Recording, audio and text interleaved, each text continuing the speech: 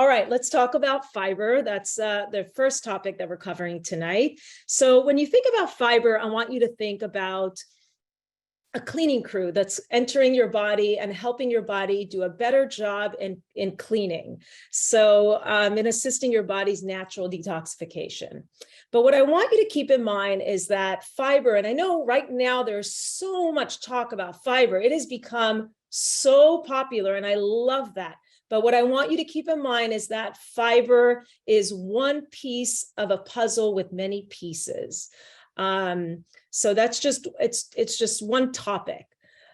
5 things that fiber can do for you is assist with weight management. It could also help reduce estrogen levels. It promotes a healthy gut microbiome, helps balance our blood sugars, and it also supports our immunity. And all of these in tandem help reduce breast cancer risk and increase thrivership. So the target number that I like to recommend for my patients is 30 to 35 grams of fiber for optimal breast cancer protection. And it's not an arbitrary number. There are a lot of studies out there looking at women who ingested 20 grams and over 20 grams, crossing over into 30 grams with greater outcome and results. So one of the key things I do want to stress is that although we're targeting a number, which is the 30 to 35 grams of fiber, is that we also want to diversify our fiber sources. So there's a target number and then we diversify. So what do I mean by that? There are different types of fibers, insoluble fiber and soluble fiber. Within soluble fiber, there are other special types of fibers known as prebiotic fibers that are found in foods like garlic and asparagus, chia seeds, avocados, jicama, mushrooms, and then we have these other special fibers known as beta glucans, and those are also very important. So we want to diversify the different types of fibers and also have a target in mind on a daily basis. Consistency is key. So fiber assists us with weight management. I mentioned that in the beginning. And that is something, weight management is something very important when it comes to cancer risk reduction and thrivership. So foods and the different types of foods that we ingest can help make a difference. So I'm going to share an example here. This is just a bread, for example. So on your left here, you see a slice of bread that's 100% flourless. And if you look at the ingredient list, very simple, whole, intact grains, no flour at all. Now, this slice over here has a bunch of grains, but it also has flour. So the difference here is that your body is going to have to work hard and break through the barriers of these intact grains on the bread on the left here. And that's going to create more work for your body in order to break that down. So in a sense, I want you to think of it as if you're comparing taking the elevator or the stairs to get to the 10th floor. Both are going to get you there, but one is actually going to give you a workout. In this case, we're looking at an internal workout, exercise within the body, which is great. It also helps balance our blood sugars. There are many things that I recommend looking out for when it comes to shopping for bread, but one tip here is to do the squeeze test. If you can take a bread and squish it real easy into a ball, like right here, we see like the Dave bread right here, then it's not as valuable as one that will resist the squish. So just one little tip on shopping for bread. The second thing that fiber can do for you is it can help reduce estrogen levels. So what you can see here is that we have some hormones like estrogen, maybe cholesterol is another hormone, and fiber helps remove excess estrogen and hormones from the body, which is key when it comes to lowering the risk of breast cancer and increasing thrivership. When we don't get enough fiber, basically the extra estrogen will get circulated and go back into the bloodstream, which is what we want to avoid.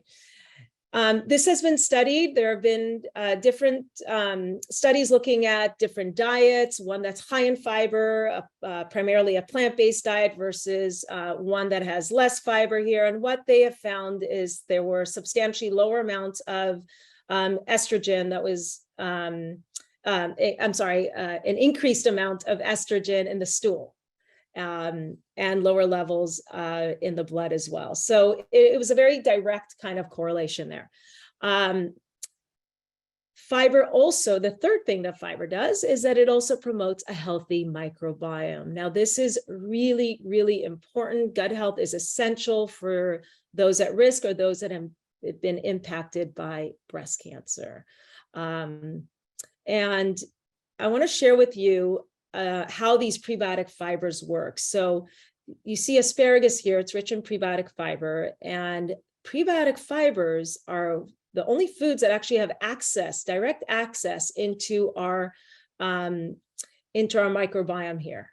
So, and what it does, it feeds the good bacteria, nourishes that garden in your gut, and in turn, it actually creates what we call short chain fatty acids, which are metabolic byproducts of they're postbiotics basically. So what you're doing here is that you're creating short chain fatty acids, and that improves our immunity. It helps supports our weight management. It helps reduce inflammation and reduce breast cancer risk. So really, really important here. And when we have a low fiber diet, what we're doing is we're kind of starving and we're really wilting our garden, as you can see here. The bad bacteria takes over, and that in turn could weaken our immune system, make it harder for us to manage our weight, may increase inflammation and increase cancer risk. So we want to prevent dysbiosis, which is an abnormal bacterial balance in the gut. And in trying to prevent dysbiosis, what happens is when we have dysbiosis, we increase an enzyme called beta-glucuronidase, and that sends estrogen back into the blood, which is really something that we're trying to prevent. A healthy gut microbiome, interestingly, also can help activate phytoestrogen, plant-based estrogens, to protect us on the cellular level. Really fascinating, really interesting. A variety of foods that are rich in phytoestrogens are foods like soy, beans, legumes, flax, sesame seeds, apples, pomegranates, berries, grapes, a lot of different foods, but that's really important. So in activating phytoestrogens, that in turn can help reduce breast cancer risk and increase survivorship. A common question that I get all the time, we're talking about hormones and estrogen, and a lot of my masterclass participants who are estrogen receptor negative are asking, what are the benefits for me? So there are lots of benefits in increasing your fiber intake. It helps reduce insulin levels, and in turn, insulin growth factor 1. It assists with weight management, which is important, promotes a healthy microbiome, which supports our immune system, and contains protective plant chemicals as well. So tons of benefits there. Fiber also helps regulate our blood sugars. High blood sugars trigger high insulin levels, and in turn increase insulin growth factor 1, which is a pro-inflammatory growth hormone that stimulates tumor cell growth. So all in all, modulating our blood sugars is important in decreasing breast cancer risk and increasing survivorship. And last but not least, fiber also helps strengthen our immunity. This is fascinating to me. I would say, if I were to dial back quite a few years, I would say we didn't talk about this. So this is fascinating, how fiber, and it feeds the good bacteria here, and it enhances our immune system in that the good bacteria interacts with our immune cells in the GI tract, and they stimulate an immune defense. Fascinating stuff. Who would have ever thought, fiber enhanced immunity?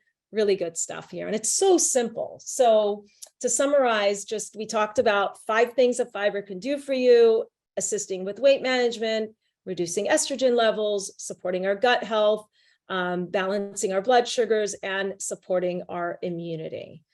So I love to talk about actionable solutions, and I hope you walk away with some tangible information. So what can you do tomorrow to look at this and to really start to integrate things? So we're looking at 30 to 35 grams a day. And what I recommend for my patients and masterclass participants is to think 10 grams before noon. Aim for about 10 grams. Really, really important to set the tone for the day, but also to really help you get there, because you could eat a bathtub full of produce, vegetables, 9 salads a day, and that's what it would take to get to that number. So we really need to think it through and come up with a strategy. So for example, here you've got a bowl of oatmeal, has about 4 grams of fiber. Just by adding a fiber booster, you can easily climb your way towards those 10 grams of fibers. So these here are the basic 4 that I usually like to start with. Sprouted ground flaxseed is the first one. Chia seeds, it could be white or black chia seeds, organic. Basil seeds are great as well. They're high in fiber. They do contain omega-3s, just as chia seeds do. And whole hemp seeds. There's hemp hearts and there's whole hemp seeds. And that's also a great fiber and protein combo and a booster. So what you could do in the beginning, and I really believe in a phased approach, is start with your basic 4 boosters. Okay. And pick even 1 or 2. You might pick 1 or 2 based on your budgetary preferences. They're all great. They're all winners. And rotate them for the first 3 months, let's say. Get going on those. And then as you're getting used to that concept, start to integrate other types of fiber boosters, maybe a prebiotic fiber powder to help feed that, and support your gut microbiome, maybe oat fiber, maybe psyllium. But you do need a gradual approach for multiple reasons. And that's the way I would recommend doing that. What you also want to think about when you're integrating a fiber routine in the morning is you can also diversify your base, meaning the type of breakfast. So if you're always doing oats, maybe start doing, like my patients love, fiber cookies, that we have, or a plant-based kefir or a smoothie bowl, but start that rotation as well. And it becomes so easy because you've used a phased approach. You really want to think slow integration, because that means it's more likely to stick, and we're in it for the long run. We don't want quick fixes. So here's an example. It looks like a very simple bowl of oatmeal with apple and spice and all that. But here's what I see here. You've got a base of sprouted organic oats to start, rich in beta glucans, good fibers, support our immunity, good stuff. You've got an apple in there as well, good prebiotic fibers. You've got basil seeds as one of your fiber boosters, great fiber and omega-3s. And then after, again, you're getting used to that stuff, then you can start integrating, let's say, a prebiotic fiber powder. Maybe you want to start advancing with like a mushroom powder, because that's rich in prebiotic fibers and beta glucans as well. Spices, you can integrate that as well to elevate the antioxidant and anti-inflammatory properties. So there's so much to this simple bowl of oatmeal. And I want you to really think about starting from the base, which we talked about in the beginning, integrate a fiber booster, then add another one, then start to elevate it some more, and keep going and get used to it. You're going to have it down. You're going to be on autopilot, and it's going to be such a great, great feeling. Another way to further advance your fiber intake throughout your day is to consider integrating a plant-based protein at lunch or at dinner. If you're not eating plant-based 100%, that's totally fine. Just say, okay, one of my 2 meals every day is going to be a plant-based protein, because that will really, really be a difference maker. So like this meal here on the right, I think it's like a turkey burger over a bed of greens, 2 grams of fiber. And this here, we've got vegetables with black beans, and we've got 15 grams of fiber. We still have protein and fiber, and I'll show you here actually, you're upgrading to premium basically when you're incorporating these plant-based proteins, because not only are they fiber rich, they are also packed with cancer-fighting phytochemicals. They boost your gut health. They have anti-inflammatory properties. They lower insulin growth factor 1, which we talked about. They increase your sense of satiety as well. So it supports weight management. So it's good, and it helps you. And one of the things that I do want to mention, because a lot of my masterclass participants in the beginning, they might feel like they need time to pursue this. And you don't. Keep it simple. There's so many convenient options. There's so many convenient and expensive options. They sure beat the cost of takeout, that's for sure. You can buy organic shelled edamame, and there you have it. An instantaneous plant-based proteins that requires minimal attention when it comes to prep. Sprouted oats. I love recommending sprouted lentils, because not only do they take 5 minutes, I repeat, 5 minutes to cook, the sprouting enhances nutrient absorption, so you get more out of your food. So that's a real feel good. It's fast. Garbanzo beans or any kind of beans in a Tetra Pak, I usually recommend, is great. There are some ready to eat options like Philo's and other brands out there that are also already flavored. Tear open the pouch and you're ready. So it doesn't require a lot of work. And then on the go, there are so many different plant-based proteins that you can just throw in your purse, which is great. So keep it simple and powerful. That is my main method. And key point for you guys is to keep it simple. So big picture goal here, we're looking at 30 to 35 grams per day as your goal, your ultimate goal here. And I encourage you to develop a very simple action plan and get 10 grams of fiber before noon, diversify the different types of fibers that you're ingesting. And when you're ready, don't rush, advance to the next part of your day and seek some support. I think that it's really important to seek support and have accountability with a phased approach. And again, I can't stress it enough, keep it realistic and simple. Nutrition should not be complicated, just empowering. And consistency is key. When you look at research studies, when you're looking at outcomes, you really are appreciating the value of consistency. We're looking at consistency for that cumulative effect over time.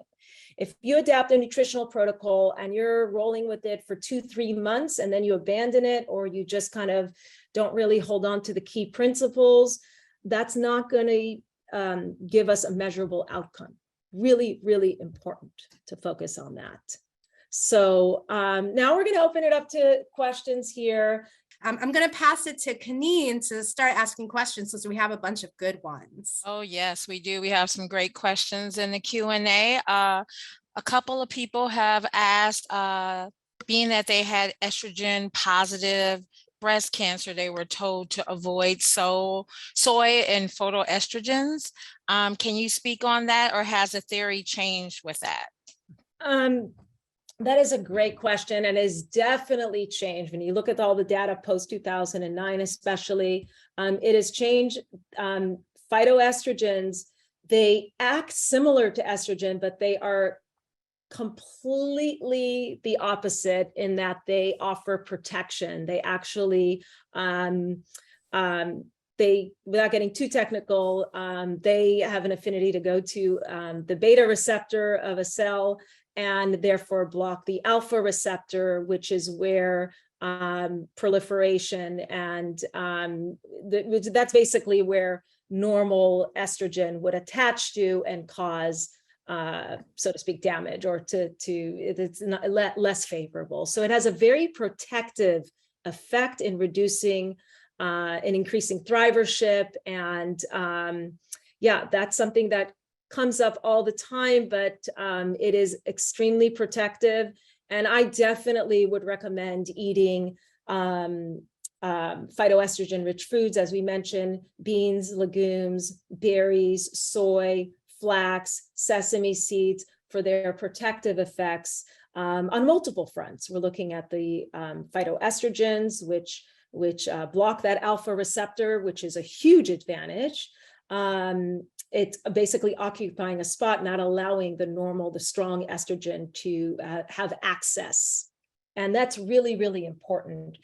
Plus, these foods have all these protective phytochemicals, so plant chemicals.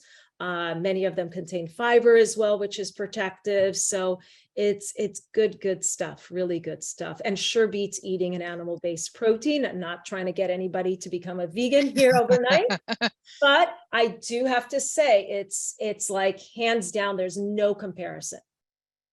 Yes, thank you so much for answering that.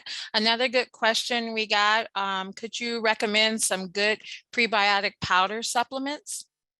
Yeah, there are quite a few out there on the market. One that's pretty popular that my patients really enjoyed is by Garden of Life.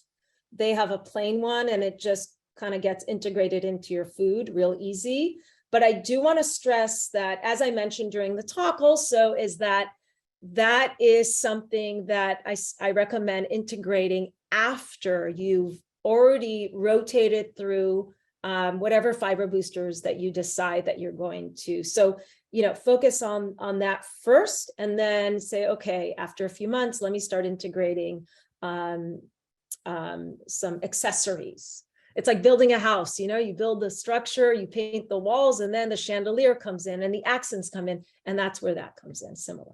Perfect analogy. I love that. Another question we got, is there a healthy benefit to freshly grinding your own flax, chia, or basil seeds? So great question. I love that. So with flax, the answer is yes, because the barrier around the seed is really hard. So it's very hard for the body to break through that, so you can get the benefits within the seeds. So grinding is beneficial when it comes to flax seeds. I will be talking actually tonight about a flax gel that you make, and that actually softens the flax seeds enough where you could ingest them whole like that. Chia seeds, the outer lining behind the casing behind around the seed is a lot more permeable, and so you don't really have to grind it.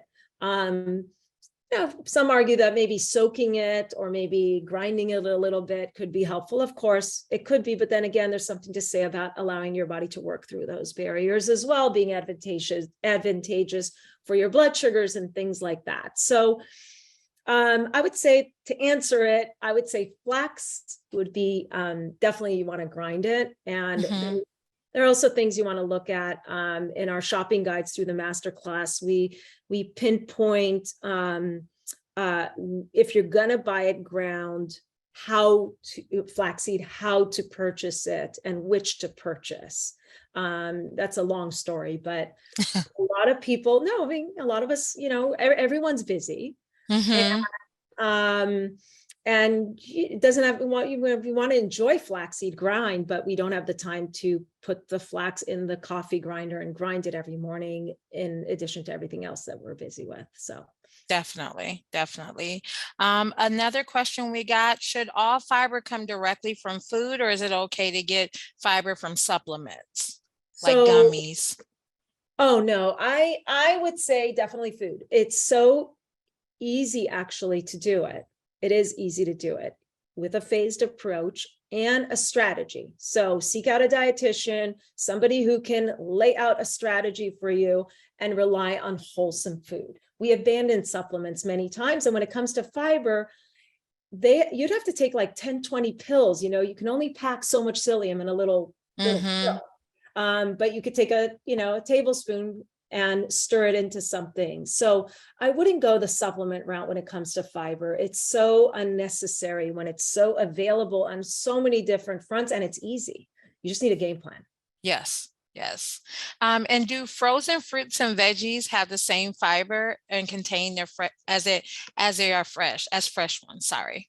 Yes, they do. And interestingly, a lot of people think that they apologize sometimes, in our Zoom sessions, they'll say, I used frozen. I know it's not. And I'm like, it is. It's good. It's really, really good. And sometimes it's even better. Mhm. Not just when it comes to your wallet, it's actually better on the nutritional front many times, because when they pick the produce, it's at its peak freshness. And so it has more nutrients, and they lock the nutrients in when they freeze them. So it stays, as opposed to fruits and vegetables that are picked and then they're well traveled across state lines, across countries, so unless you're going to a farmer's market where they picked it fresh, it's really, it's all good, but no need to apologize for frozen ever. It is so great. I especially love buying frozen. I even buy the frozen organic because it's so I don't say it's inexpensive, but it's not as expensive as buying it fresh. And I Mhm. can make smoothies for the family easily and not have to think about it. I love Costco. So I'll go to Costco and get myself some organic blueberries and berries frozen, and it's always available for breakfast items, even overnight oats. I'll thaw them a little bit. They have the juice. I can make chia jam out of it. And then just enjoy the fresh differently. So, and it's a lot more economical. I can't even imagine buying it fresh like that and needing to do all this in my home. And in regards to like oatmeal, is there any that we should avoid, such as quick oats or anything So else? So I wouldn't say avoid, but there are preferences when it comes to oatmeal. So I love that question. So steel cut oats are like premium. They're the creme de la creme. Why? Because your body has to go through that workout that I talked about, like the sprouted flourless bread, to break it down, which supports weight management, but also supports blood sugar modulation, which is very important. The next one is going to be rolled oats. So actually, no, the next one's going to be rolled oats that are sprouted. I love recommending sprouted rolled oats because, again, you're going to get more nutrient. It's going to enhance nutrient absorption. The sprouting does.